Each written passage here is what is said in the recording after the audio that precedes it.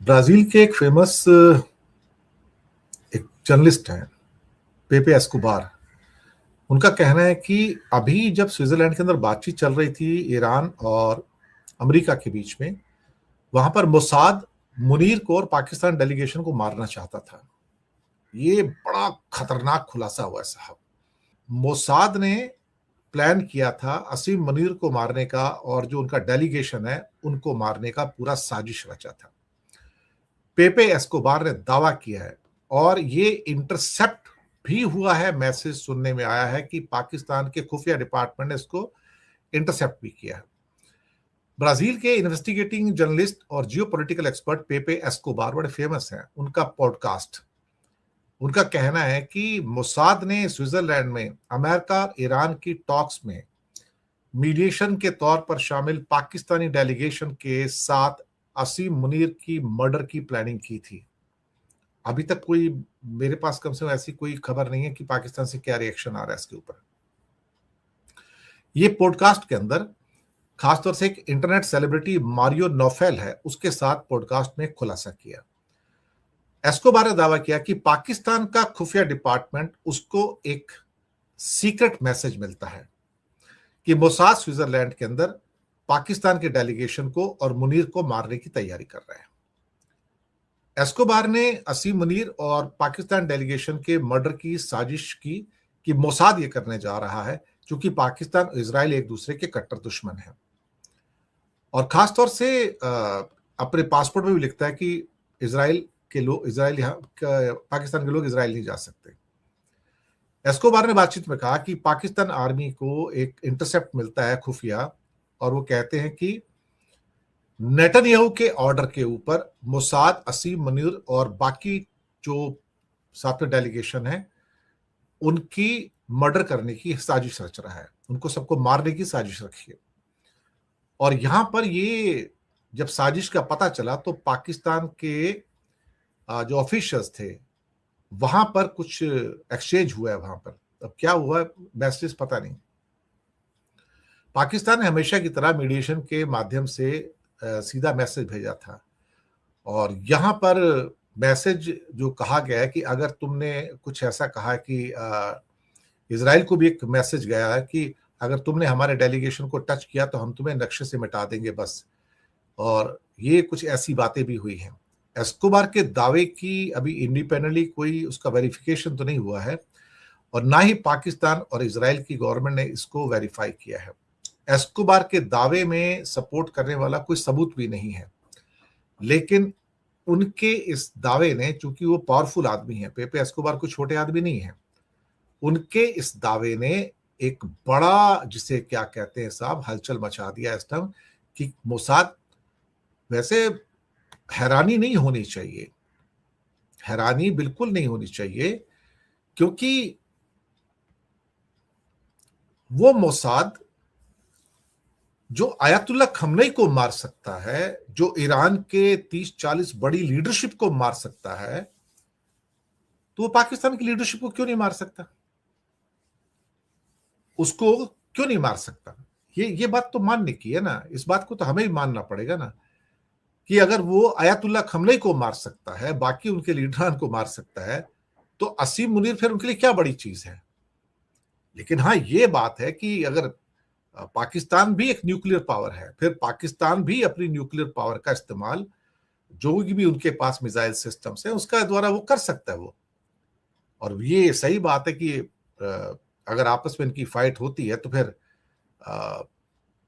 नक्शे से मिटने की बात भी सच हो सकती है, इसमें तो कोई शक वाली बात नहीं है।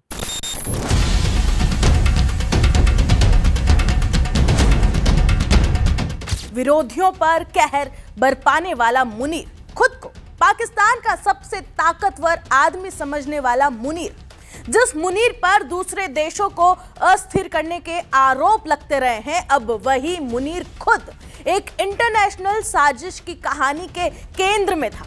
अब खुद किसी और की हिट लिस्ट में सबसे ऊपर पहुंच चुका था।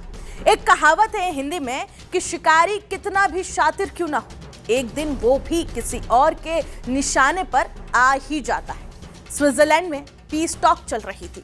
दुनिया को ये लग रहा था कि शायद एक और युद्ध टल जाएगा। लेकिन उसी वक्त पर्दे के पीछे एक ऐसा खेल खेला जा रहा था जो पूरी दुनिया को हिला सकता था। क्यों? क्योंकि निशाने पर था पाकिस्तान का फील्ड मार्शल असीम मुनीर। और जब पाकिस्तान को इसकी भनक लगी तो इजराइल तक एक संदेश भेजा गया, जिसकी गूंज अब दुनिया भर की सियासत में इस वक्त सुनाई दे रही है जैसे ही ये खुलासा सामने आया।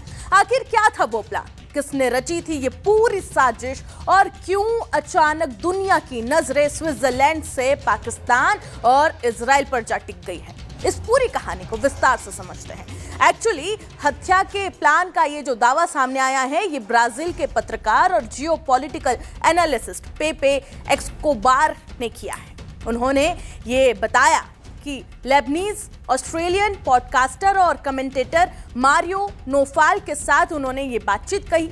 एस्कोबार के मुताबिक 21 जून को स्विट्जरलैंड में अमेरिका और ईरान के बीच चल रही पीस टॉक के दौरान एक बड़ा सुरक्षा खतरा पैदा हो गया था। उनका ये मानना है, उन्होंने ये दावा किया है कि पाकिस्तान की सैन्य खुफिया एजेंसी को जैसे ही इस साजिश की जानकारी मिली कि इजराइल की खुफिया एजेंसी मोसाद पाकिस्तान के सेना प्रमुख आर्मी चीफ असीम मुनीर और संभवत उनके डेलीगेशन को निशाना बनाने की तैयारी कर रही है, इन्हें मौत के घाट उतारने की तैयारी कर रही है। एस्कोबार ने आगे ये भी कहा कि पाकिस्तानी मिलिट्री इंटेलिजेंस ने इस कथित प्लान से जुड़ी बेहद विश्वसनीय जानकारी हासिल की थी कि यह मोसाद का प्लान है। उनके मुताबिक मामला इतना गंभीर था कि पाकिस्तान ने तुरंत इस पर रिएक्शन देना शुरू कर दिया और यहीं से कहानी और भी ज्यादा दिलचस्प हो जाती है। एस्कोबार के मुताबिक पाकिस्तान ने अपने पारंपरिक मध्यस्थ के जरिए इजराइल तक एक सख्त संदेश पहुंचाया था। उन्होंने संकेत दिया कि इस मामले में मध्यस्थ की भूमिका शायद ओमान ने निभाई हो, कि ओमान ने ये मैसेज इजराइल को दिया हो। कथित तौर पर संदेश साफ था, अगर पाकिस्तानी डेलीगेशन को छुआ भी गया तो उसका बहुत गंभीर जवाब दिया जाएगा। दिलचस्प बात यह भी है कि हाल के दिनों में सोशल मीडिया पर कुछ लोग ये कह रहे थे कि इजराइल पाकिस्तान को धमकियां दे रहा था, लेकिन एस्कोबार की कहानी बिल्कुल उल्टी है। उनके मुताबिक चेतावनी जो है ये पाकिस्तान की तरफ से इजराइल को भेजी गई थी। अब यहाँ सबसे बड़ा सवाल खड़ा ये होता है कि अगर वास्तव में इतना बड़ा खतरा मौजूद था तो क्या स्विट्जरलैंड, अमेरिका या फिर पाकिस्तान की सुरक्षा एजेंसियों ने कोई सार्वजनिक चेतावनी जारी की? यह सवाल है। मीडिया रिपोर्ट्स के मुताबिक ऐसा कुछ भी नहीं हुआ है अभी तक। स्विस, अमेरिकी और पाकिस्तानी एजेंसियां, ये तीनों ही एजेंसियों की तरफ से कोई भी आधिकारिक सेफ्टी अलर्ट जारी नहीं किया गया है अब तक, ना ही सार्वजनिक तौर पर किसी हत्या की साजिश का जिक्र तक किया गया। इसके अलावा अब तक ना तो पाकिस्तान सरकार की ओर से और ना ही इजराइल सरकार की ओर से इस पूरी कहानी को लेकर कोई पुष्टि की गई। दोनों देशों की तरफ से कोई भी अभी तक आधिकारिक बयान इस पूरे मामले को लेकर सामने नहीं आया है। यानी फिलहाल जो कुछ सामने आया है वो मुख्य रूप से पेपे एस्कोबार के दावों और उनके बताए गए सूत्रों पर आधारित है। ये मामला इसलिए भी चर्चा में है क्योंकि हाल के दिनों में पाकिस्तान खुद को अमेरिका और इजराइल के बीच बातचीत कराने वाला देशों में शामिल करने की कोशिश कर रहा था। यहाँ पे एक चौधरी बनने की वो कोशिश कर रहा था। अमेरिका ईरान तनाव बढ़ने के बाद पाकिस्तान ने मध्यस्थ की भूमिका निभाने की कोशिश तो की, लेकिन वो फेल हुआ। पिछले हफ्ते प्रधानमंत्री शहबाज शरीफ और फील्ड मार्शल असीम मुनीर स्विट्जरलैंड गए थे और वहीं पर अमेरिका और ईरान के बीच चल रही अहम चर्चाओं के दौरान ये कथित सुरक्षा खतरा सामने आने की बात इस वक्त सामने आई है, कही जा रही है, जो कि एक पत्रकार ने की है। एस्कोबार का तो ये तक कहना है कि अगर पाकिस्तानी खुफिया एजेंसी समय रहते इस जानकारी तक नहीं पहुंचती तो मामला एक बड़े अंतर्राष्ट्रीय संकट में बदल सकता था। लेकिन कहानी का दूसरा पक्ष बिल्कुल अलग है, इसे भी आप समझ लीजिए। पाकिस्तान के कई पत्रकारों और राजनीतिक टिप्पणीकारों ने इस पूरे मामले को सिरे से खारिज कर दिया है, यानी कि इनकार ही कर दिया है।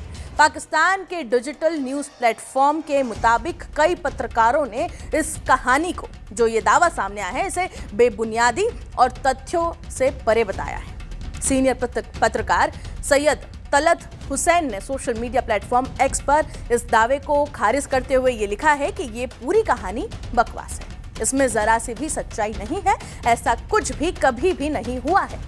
उन्होंने आगे ये भी कहा कि पाकिस्तान के एक वरिष्ठ सुरक्षा अधिकारी ने इस कहानी को भ्रामक प्रोपोगेंडा बताया है ताकि दोनों देशों के बीच में तनाव हो। यानी एक तरफ एक पत्रकार ये दावा कर रहा है कि स्विट्जरलैंड में मौत का खेल खेला जा रहा था, तो वहीं दूसरी तरफ पाकिस्तान के अनुभवी पत्रकार ये कह रहे हैं कि ऐसा कुछ भी नहीं हुआ है। अब फैसला दर्शकों को करना है कि वो किस पक्ष को ज्यादा विश्वसनीय मानते हैं। लेकिन एक बात इस पूरे मामले को लेकर यह तय है कि इस एक कहानी ने पाकिस्तान, इजराइल, अमेरिका और ईरान के बीच चल रही कूटनीति को अचानक दुनिया की सबसे चर्चित बहस बना दिया है। और यही वजह है कि स्विट्जरलैंड की एक बंद कमरे वाली मीटिंग अब ग्लोबल सुर्खियों में है।